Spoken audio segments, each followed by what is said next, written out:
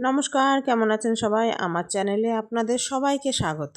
এই আজ সকাল সকাল গাছ থেকে যত ডাব পেড়েছে তা সেখানেই কিছুক্ষণ সময় দিলাম। আর ডাব পাড়ার সঙ্গে সঙ্গেই না কিছু ডাব কেটে নেওয়া হয় দাদের কাছে, তখন সবাই মিলেই একসাথে খাওয়া হয়। তা এই ডাব পাড়তে গিয়ে এতটাই দেরি হয়ে গিয়েছে যে রান্না করতেও দেরি হয়েছে। আর ছেলেমেয়ের আজকে কলেজ স্কুল দুটোই ছিল, ওদেরকে একটু ডাল, আলু সিদ্ধ, ডিম সিদ্ধ ভাত করে দিয়েছিলাম, ওরা খেয়ে দিয়ে গেল। এবার আমি এখানে রান্না বসাবো। এই যে এই আলুটা আগের দিন নিয়ে এসেছিল, তবে দুদিন হয়ে গেল তো রান্না করা হয়নি। কিন্তু ওর বাবা বলে বলে দিয়েছে যে আলুটা কিন্তু খুব তাড়াতাড়ি রান্না করবা, কারণ এই আলুগুলো অনেক দাম নেয়। এখন 100 টাকা করে কেজি নিয়েছে। যেহেতু আমি খুব ভালোবাসি তাই নিয়ে এসেছে আলুটা। তা আজকে এই মাছ দিয়েই করব আলুটা। আলু এই আলুগুলো শুধু আমি আর শ্বশুরমশাই খাই, ওরা কেউ খায় না। তা সেই মতোই আজকে করব, কিন্তু এমনি ঝোলটা মাছটা খাবে। তা মাছটা ভেজে নিয়েছি আর আলুগুলোকে ডুমডুমু করে কেটে নিয়েছি। এই আলুগুলো না একটু ল্যালপেলে টাইপের হয়, আর একটুতে খুব সেদ্ধ হয়, মানে দু রকমের হয়। একটা হচ্ছে আবার দেওয়ার সঙ্গে সঙ্গেই গলে যায়, আর একটা আছে মানে গলে না।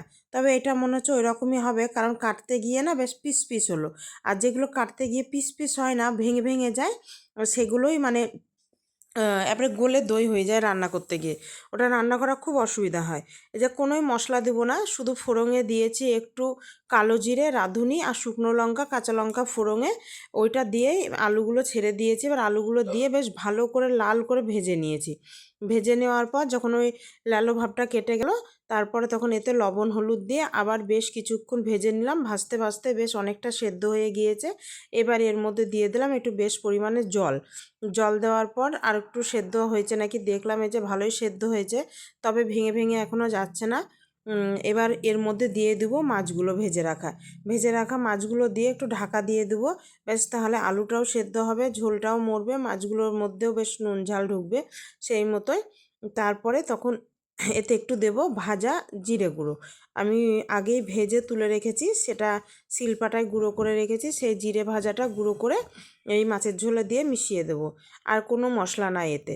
এই ঝোলটা না এইভাবেই খেতে দুর্দান্ত লাগে। বেশি মশলার ঝোল সবসময় ভালো লাগে না, আর কিছু কিছু জিনিস আছে যেগুলো মশলা ছাড়াই ভালো লাগে। এই দেখুন ঝোলটা দেখেছেন কি সুন্দর হয়েছে।